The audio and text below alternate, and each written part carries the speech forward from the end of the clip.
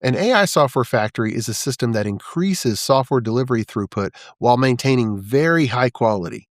It's an executive level architecture pattern that empowers top business executives to oversee software organizations. It enforces quality, stability, and speed while leveraging AI to automate repetitive work. And it produces metric based project scorecards daily and weekly so that executives know what's happening and can tune the organizations.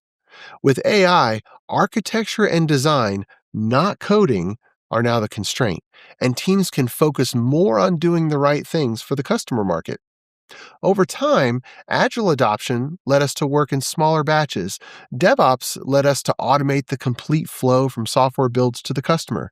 And now, the AI software factory pulls automation from builds and deployment into every activity of software delivery and extends telemetry to the full process as well.